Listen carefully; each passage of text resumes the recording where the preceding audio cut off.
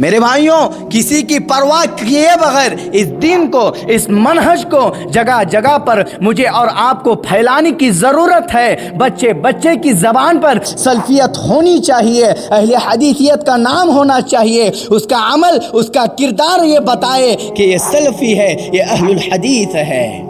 میرے بھائیوں، جو مولوی کتاب و سنت کی بات کو چھوڑ کر کے صحابہ کرام رضوان اللہ علیہم اجمعین کے نقش قدم پر چلنے کی بات کو چھوڑ کر کے اپنے امام کی بات کرے گا، اپنے مولوی کی بات کرے گا، وہ کیسے امت میں اتحاد پیدا کر سکتا ہے؟ جو مولوی یہ بات کہے کہ ہدایت کا منبع اصل جو ہے وہ اماموں کی تقلید میں ہے، وہ مولوی کیسے امت میں اتحاد کا بیج ڈال سکتا ہے؟ ومن يشاقق الرسول من بعد ما تبين له الهدى ويتبع غير سبيل المؤمنين نوله ما تولى ونصله جهنم وساءت مصيرا۔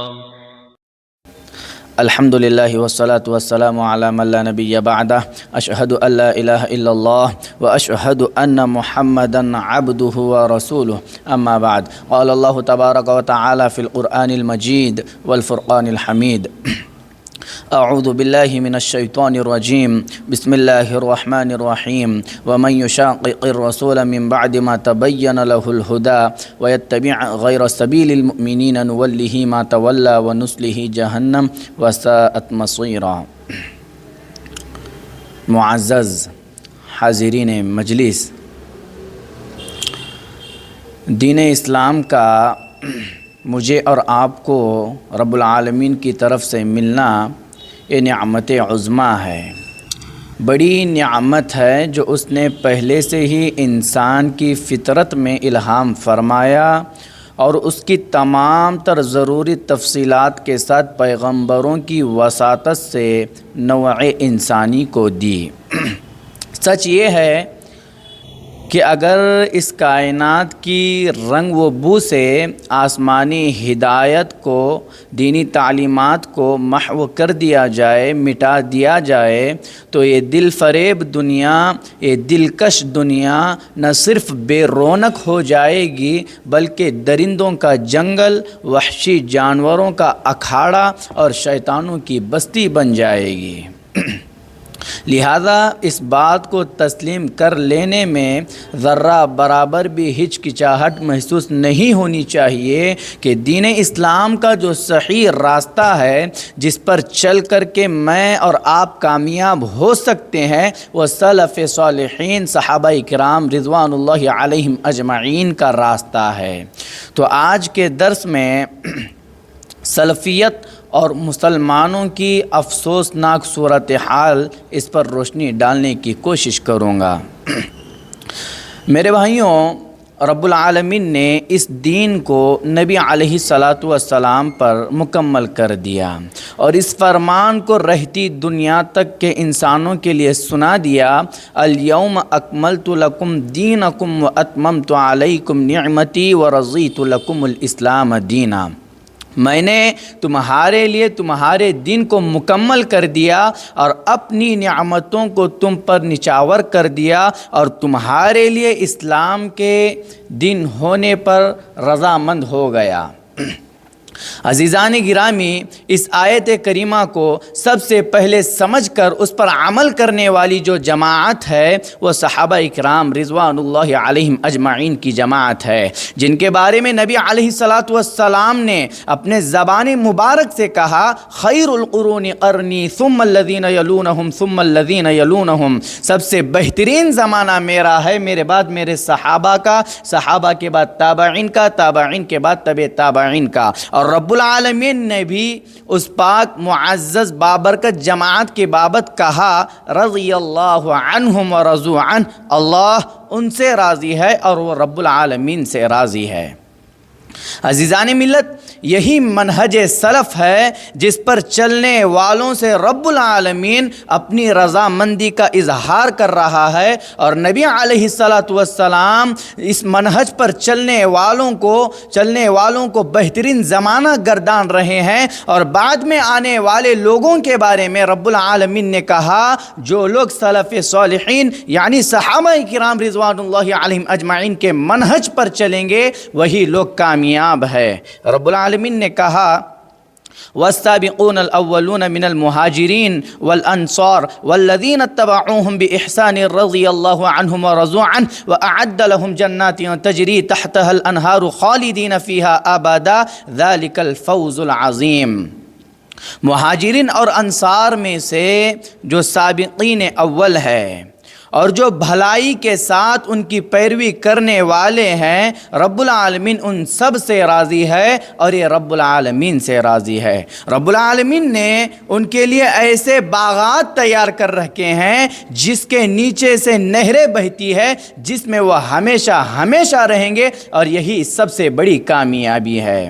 میرے بھائیوں، یہی تو منہج سلف ہے جس کی تعریف خود رب العالمین کر رہا ہے اور نبی علیہ الصلاۃ والسلام اپنے زبان مبارک سے کر رہے ہیں، تو انہی کا منہج لائق اتباع و پیروی ہے۔ بات چاہے عقائد کی ہو، عبادات کی ہو، معاملات کی ہو، لین دین کی ہو، زندگی کے ہر شعبے میں انہی کے منہج کی اتباع و پیروی کرنا مجھ پر اور آپ پر لازم اور فرض ہے۔ اسی لیے شیخ الاسلام امام ابن تیمیہ رحمہ اللہ کہتے ہیں کہ میں دین کے بنیادی امور کے متعلق وہی بات ذکر کرتا ہوں جس پر خیر القرون کے لوگ متفق ہو، اور میں اپنے مخالف کو 3 سال کی مہلت دیتا ہوں، اگر میرے قول کے خلاف وہ خیر القرون کے لوگوں کا ایک قول بھی دکھا دے تو میں اپنے قول سے رجوع کروں گا۔ میرے بھائیوں، 7ویں صدی ہجری میں شیخ الاسلام امام ابن تیمیہ رحمہ اللہ اپنے مسائل کے حق و باطل ہونے کا معیار خیر القرون کے لوگوں کو قرار دے رہے ہیں، تو ہم ان کی وفات کے بعد آج وہی معیار کیوں نہیں قائم کرتے ہیں؟ ہم کیوں اپنے مسائل کا حل ان درباری مولویوں کے پاس تلاش کرتے ہیں جو اپنے ہاتھ میں جھاڑو کٹا لے کر بیٹھے ہوئے ہوتے ہیں؟ ان کے پاس جا کر کے ہم اپنے مسائل کو کیوں حل کرتے ہیں؟ ہمیں اپنے مسائل کا حل کتاب و سنت میں تلاشنا ہے۔ میرے بھائیوں، یاد رکھیں، یہ دنیا اپنی آرائشوں اور محلوں کے ساتھ رب العالمین کے پاس کچھ قیمت نہیں رکھتی ہے۔ اصل قیمت، اصل طاقت، اصل دولت تو اس منہج کی ہے جس سے بہت سارے لوگ غافل ہیں۔ اصل طاقت اس منہج کی ہے جو کتاب و سنت سے ثابت ہے۔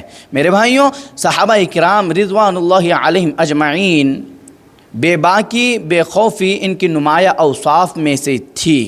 جس بات کو حق سمجھتے تھے اس بات پر ڈٹ جاتے تھے، کسی قسم کا خوف اور لالچ ان کے درمیان حائل نہیں ہوتا تھا۔ یہی اوصاف تھے جو ان کی قربانی کا سبب ٹھہرے۔ میرے بھائیوں، جس منہج کی بنیاد نبی علیہ الصلاۃ والسلام نے ڈالی تھی، اس منہج کو سب سے پہلے قبول کرنے والی جو جماعت ہے وہ صحابہ کرام رضوان اللہ علیہم اجمعین کی جماعت ہے۔ صحابہ کرام نے اس منہج کے ڈنگ کے سارے عالم میں بجائے، رب العالمین ان سے راضی ہوتے ہوئے ساری انسانیت کو یہ پیغام دیا، وَمَن يُشَاقِقِ الرَّسُولَ مِن بَعْدِ مَا تَبَيَّنَ لَهُ الْهُدَىٰ وَيَتَّبِعْ غَيْرَ سَبِيلِ الْمُؤْمِنِينَ نُوَلِّهِ مَا تَوَلَّىٰ وَنُصْلِهِ جَهَنَّمَ وَسَاءَتْ مَصِيرًا۔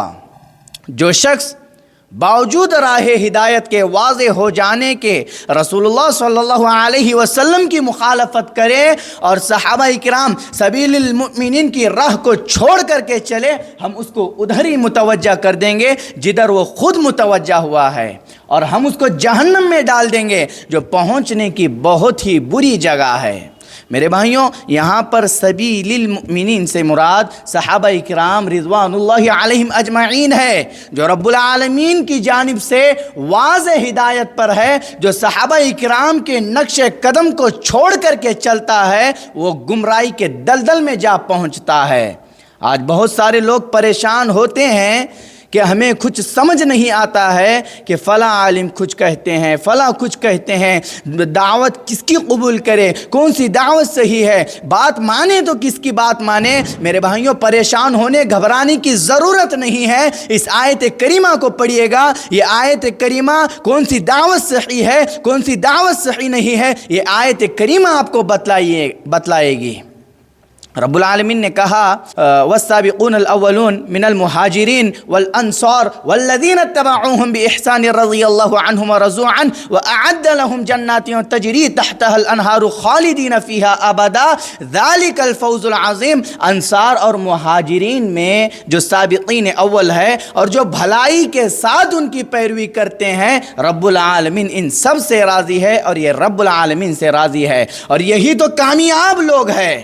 اس کے علاوہ کسی اور کی دعوت قابل قبول نہیں ہے۔ اس کے علاوہ اگر کوئی شخص کسی اور منہج کو اپناتا ہے تو اس کی دعوت قبول نہیں کی جائے گی۔ صحابہ کرام کے منہج پر چلنا گویا نبی علیہ السلام کے راستے کی پیروی کرنا ہے۔ نبی علیہ السلام کے راستے کی پیروی کرنا کتاب و سنت کو مضبوطی سے پکڑنا ہے، اور جو صحابہ کرام کے راستے کی پیروی نہیں کرتا ہے وہ نبی علیہ السلام کے راستے کی پیروی نہیں کرتا ہے، اور جو نبی علیہ السلام کے راستے کی پیروی نہیں کرتا ہے وہ رب العالمین کے احکامات کی خلاف ورزی کرتا ہے، اور جو رب کے احکامات کی خلاف ورزی کرتا ہے وہ ظالم ہے، فاسق ہے۔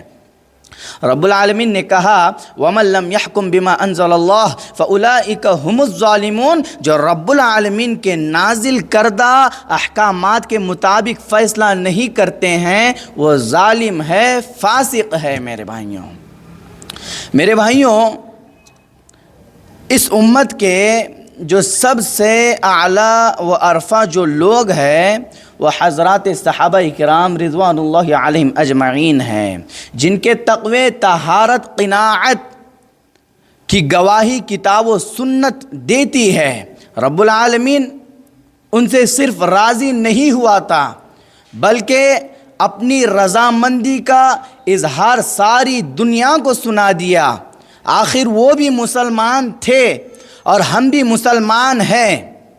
ان کی دعاؤں پر رب العالمین نے ان کی مدد کے لیے آسمان سے فرشتوں کو اتارا، لیکن آج ہماری دعاؤں میں وہ طاقت نہیں ہے، وہ اثر نہیں ہے جس سے امت کا اتحاد برقرار رہے۔ میرے بھائیوں، مجھے اور آپ کو اپنی حالت بدلنے کی ضرورت ہے۔ کیا ہم رب العالمین کے اس فرمان کو سنتے نہیں ہیں، پڑھتے نہیں ہیں؟ رب العالمین نے کہا ان اللہ لا یغیر ما بقوم حتی یغیروا ما بانفسہم۔ رب العالمین اس قوم کی حالت کو کبھی نہیں بدلتا جو اپنے آپ کو نہیں بدلتے ہیں۔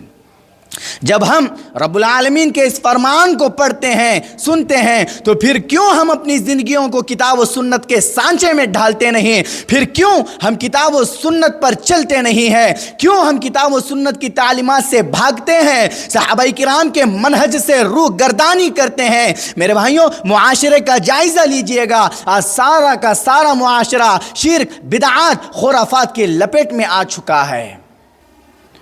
منکر کو دیکھتے ہوئے اگر اس کا رد میں اور آپ نہیں کریں گے تو یاد رکھے رب العالمین کے عذاب میں ہم سب لپٹے جائیں گے۔ رب العالمین کا عذاب بہت ہی خطرناک ہے، سخت ہے۔ میری اور آپ کی یہ ذمہ داری بنتی ہے کہ منکر کو دیکھتے ہوئے اس کا رد کیا جائے، اس کو روکا جائے، ان لوگوں کو بتایا جائے وَأَنَّ هَذَا صِرَاطِي مُسْتَقِيمًا فَاتَّبِعُوهُ، یہی سیدھا راستہ ہے اور اسی کی مجھے اور آپ کو پیروی کرنی ہے۔ آج آپ دیکھتے ہوں گے کہ علماء اور مفکرین یہ بات کرتے ہوئے نظر آتے ہیں کہ آج امت میں اتحاد کیوں نہیں ہے؟ آخر کیوں ہر ایک کی تعلیمات الگ الگ ہے؟ آخر کیوں سب کے معاملات الگ الگ ہے؟ آخر کیوں سب الگ الگ عمل کرتے ہوئے نظر آتے ہیں؟ اس کی کوئی تو وجہ ہوگی نا میرے بھائیوں۔ اس کی سب سے بڑی اور بنیادی وجہ جو نظر آتی ہے وہ یہی کہ آج لوگوں کا جو حال ہے، آج لوگوں کے جو معاملات ہے، آج لوگوں کا جو عمل کرنے کا طریقہ ہے وہ کتاب و سنت پر قائم نہیں ہے۔ وہ کتاب و سنت سے کوسوں دور ہے۔ میرے بھائیوں، جو مولوی کتاب و سنت کی بات کو چھوڑ کر کے صحابہ کرام رضوان اللہ علیہم اجمعین کے نقش قدم پر چلنے کی بات کو چھوڑ کر کے اپنی امام کی بات کرے گا، اپنے مولوی کی بات کرے گا، وہ کیسے امت میں اتحاد پیدا کر سکتا ہے؟ جو مولوی یہ بات کہے کہ ہدایت کا منبع اصل جو ہے وہ اماموں کی تقلید میں ہے، وہ مولوی کیسے امت میں اتحاد کا بیج ڈال سکتا ہے؟ یہ تو امت کے اتحاد کو بکر رہے ہیں، امت کا شیرازے کو بکر رہے ہیں۔ میرے بھائیوں، آج ان لوگوں کے سامنے کتاب و سنت کی سرسبز و شاداب وادی سے توحید کے پھولوں کا گلدستہ تیار کر کے پیش کیا جائے تو یہ لوگ دھڑلنے سے کہتے ہیں کہ یہ ہمارے امام نے نہیں کیا ہے۔ نعوذ باللہ، کیا کامیابی اپنے امام کے قول و عمل میں رکھی گئی ہے؟ نہ میرے بھائیوں، دارین کی کامیابی صرف اور صرف دین اسلام کو صحابہ کرام کے فہم سے سمجھنے میں ہی ہے۔ میرے بھائیوں، یہ تعصب نہیں ہے، یہ بات حقیقت ہے۔ یہ تعصب کی جو چنگاریاں ہیں آج معاشرے میں جگہ جگہ پر پھیل رہی ہے اور بڑے آگ کی شکل اختیار کر رہی ہے۔ آدمی جانتا ہے کہ یہ حق ہے، یہ کتاب و سنت کی تعلیمات ہے، اس کے باوجود بھی اس کے اندر جو تعصب چھپا ہوا ہے اس کو کتاب و سنت پر عمل کرنے پر آمادہ نہیں کر رہا ہے۔ صحابہ کرام نے اس دین کی حفاظت کیسے کی ہے؟ نبی علیہ الصلوۃ والسلام کی رسالت کی تصدیق کرنے والے سب سے پہلے صحابہ کرام رضوان اللہ علیہم اجمعین کی جماعت تھی۔ جب سارے لوگ مخالفت کر رہے تھے، صحابہ کرام ثابت قدمی کے ساتھ نبی علیہ الصلوۃ والسلام کی رسالت کی تصدیق کی۔ نبی علیہ الصلوۃ والسلام کے اس دنیا سے چلے جانے کے بعد صحابہ کرام رضوان اللہ علیہم اجمعین نے اپنے ایمان اور عقیدے کے ذریعے سے اس دین اسلام کی تعلیمات کی حفاظت کی۔ آج مجھے اور آپ کو بھی چاہیے کہ ہم ثبات قدمی اختیار کرتے ہوئے، ثابت قدمی اختیار کرتے ہوئے ان دین اسلام کی تعلیمات کو محفوظ رکھیں، ان تعلیمات کو جگہ جگہ پر پھیلائیں۔ میرے بھائیوں، یاد رکھیں، صحابہ کرام نے اس دین کو پھیلانے میں بے شمار قربانیاں پیش کی ہے۔ کیا آج ہم تھوڑی بہت قربانی رب العالمین کے لیے پیش نہیں کر سکتے ہیں؟ میرے بھائیوں، کسی کی پرواہ کیے بغیر اس دین کو، اس منہج کو جگہ جگہ پر مجھے اور آپ کو پھیلانے کی ضرورت ہے۔ بچے بچے کی زبان پر سلفیت ہونی چاہیے، اہل حدیثیت کا نام ہونا چاہیے، اس کا عمل، اس کا کردار یہ بتائے کہ یہ سلفی ہے، یہ اہل الحدیث ہے۔ ایک قول ذکر کر کے میں اپنی بات کو ختم کرتا ہوں۔ امام احمد بن حنبل رحمہ اللہ کہتے ہیں، سنت کے احوال ہمارے یہاں پر یہ ہے کہ صحابہ کرام رضوان اللہ علیہم اجمعین کی اقتداء کی جائے، انہی کی پیروی کی جائے، معصیات، شرک، بدعات کو ترک کیا جائے، کیونکہ میرے بھائیوں جو شرک، بدعات، خرافات میں مبتلا ہو جاتا ہے اس کا منہج درست نہیں ہے۔ اس کے منہج کو درست کرنے کی میرے اور آپ کی یہ ذمہ داری ہے کہ ہم اس کو بتائیں، میرے بھائی جو آپ شرک و بدعات کے جو کام کر رہے ہیں یہ سارے کے سارے کام غلط ہے۔ صحیح راستہ، صحیح طریقہ جو ہے اس کے سامنے پیش کرنے کی ضرورت ہے، اس کو بتانا چاہیے کہ میرے بھائیوں یہی منہج، یہی راستہ صحیح ہے۔ جو راستہ، جس راستے پر صحابہ اکرام رضوان اللہ علیہم اجمعین چلے ہیں، اللہ تعالیٰ سے دعا کرتے ہیں کہ جو کچھ باتیں کہی گئی ہے اللہ تعالیٰ مجھے اور آپ کو اس پر عمل کرنے والا بنائے۔ آمین۔ وآخر دعوانا ان الحمد للہ رب العالمین۔ السلام علیکم ورحمۃ اللہ وبرکاتہ۔